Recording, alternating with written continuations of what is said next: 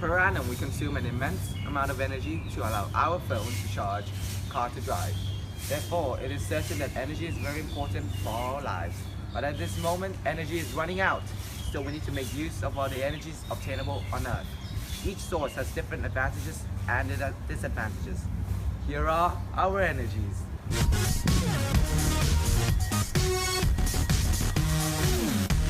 Today I have with me some of the best professors who study with me at the University of Cambridge. I would like to introduce you to Professor Keishi Onitsuga. Oh, good morning, sir. Good morning, sir. Hi. He will talk to us about the concept of electricity energy. Good morning, people. Right, so as told you, I'm going to be talking about fuel for electricity. Well, we can generate electricity by burning fossil fuels. You may be wondering where fossil fuels came from. Well, they are formed from remains of living organisms many years ago, and they are non-renewable. Okay, how about the advantages of fossil fuels? Well, it's cheap and it's easy to obtain, but it's for the time being. So, over time, it might be more expensive. Oh, I see. So there are also disadvantages to fossil fuels as well. Yeah, so the disadvantage is that it's a scarce resource. And some fossil fuels like coal and oil, they release sulfur dioxide into the atmosphere, which contributes to acid rain and breathing problems to some people. And fossil fuels also release CO2 into the atmosphere, which contributes to global warming when burned. Can you give us some examples of fossil fuels we use in everyday life?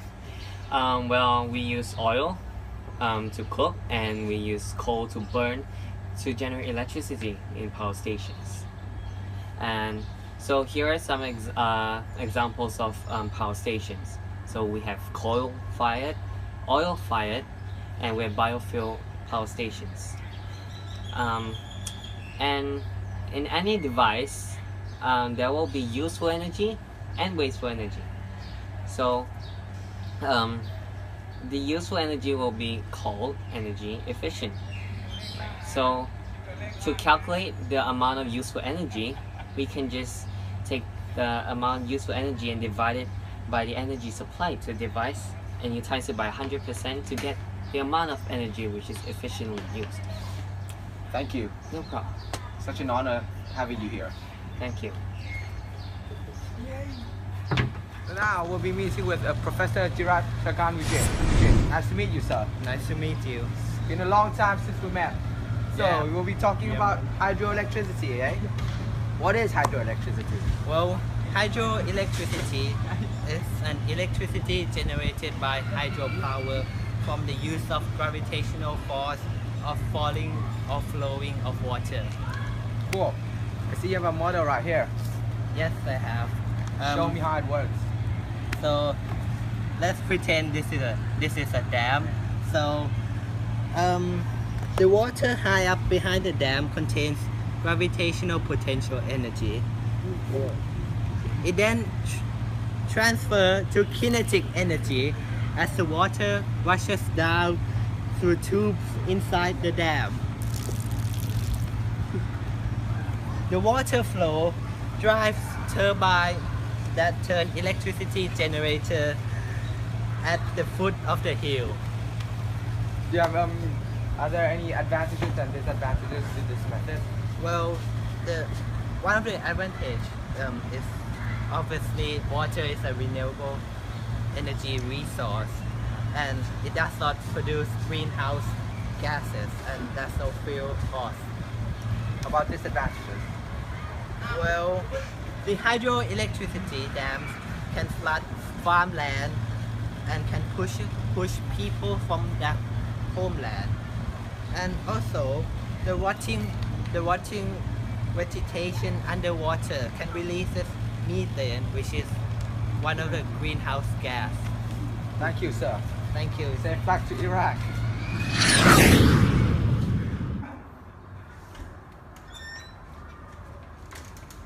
After the amazing insight on hydroelectricity by Professor Jirat, now we're going to meet with the one and only Professor Ngao Lei.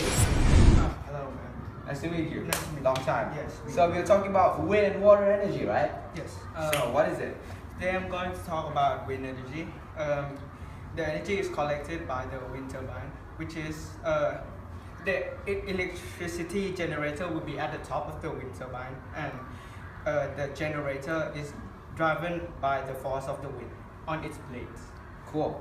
So there's some advantages and disadvantages to this. Yes, but first of all, there is a relationship that the power generated will be increased as the wind speed increase.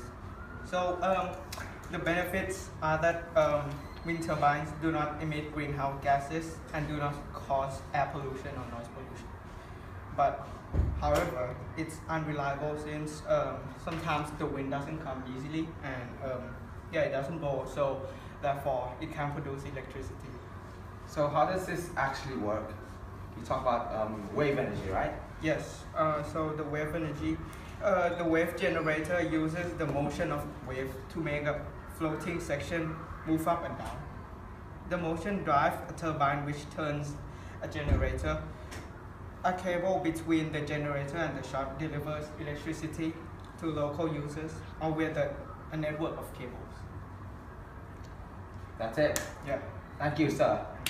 Oh,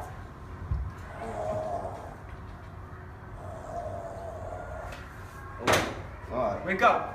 This is my break time. What do you want from me? Who are you? You forgot about me? Oh, Steve, the stupid one. Sup, Steve? What's your name? Steve Bucklow, right? Okay, so why are you here? Talking about nuclear energy? You told me yesterday for your documentary? Oh, yes, that's right. Okay, go on. Looks like I'm not ready yet, but yeah, go on. So there are two types of process which will produce nuclear energy. It's called nuclear fission and nuclear fusion. First, let's talk about nuclear fission. So this is an industrial process where they will shoot a neutron, pew, boom, Cool. to an unstable atom. So for now, we'll use radon as an example. If the neutron hits this radon, it will split up into two other atoms called Ge and xenon. This process produces energy. There, You mean germanium? germanium. Yeah, okay. So what's the advantages and disadvantages of nuclear energy? Well, it releases 10,000 times more energy than fossil fuels and biofuel, and it also doesn't produce greenhouse gases. But there are also some cons, which the products made are usually radioactive, and this reaction is unstoppable. Now let's talk about nuclear fusion, shall we? Yeah, sure. So this usually happens in the stars, and it is the most efficient way to produce energy. So how it works is two protons collide to one another, producing one molecule. Usually it will be a hydrogen atom and a light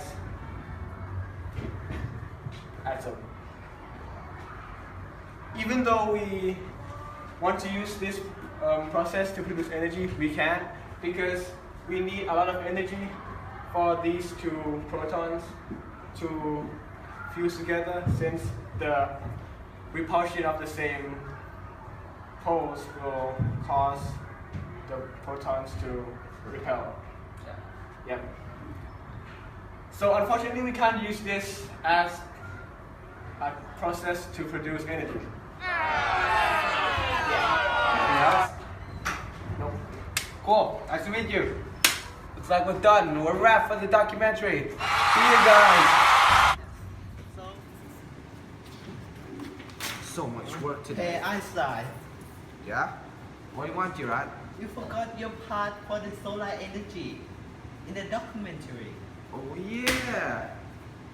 So basically, solar energy is the photoelectric effect, which is the ability of matter to emit electrons when the light is shone on it. Sunlight is composed of minuscule particles called photons, which radiate from the sun. The photons hit the silicon atoms of the solar cell. They transfer energy to lose electrons, knocking them off the atoms.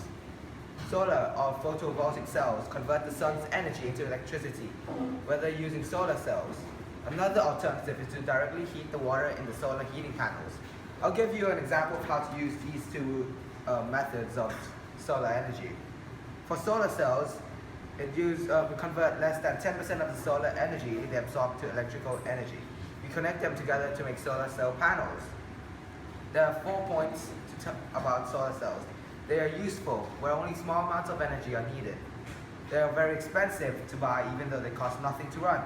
You need lots of them to generate enough power to be useful and plenty of sunshine.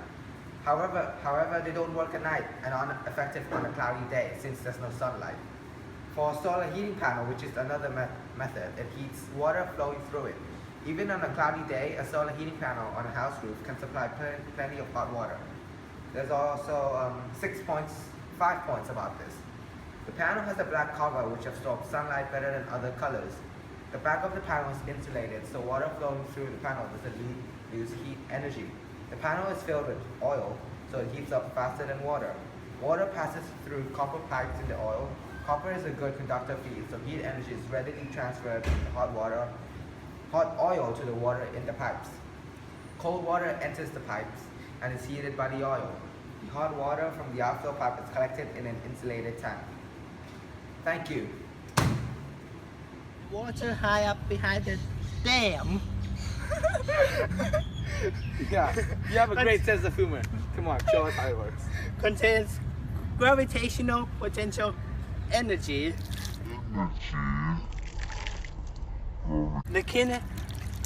Then it transfers kinetic energy as the water rushes down through two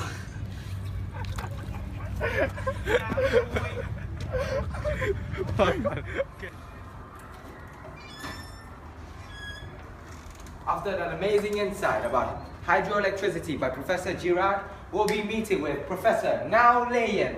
Nice to meet you, sir. Nice to meet you. Great time, long time. Yes. So you'll be talking about wind energy.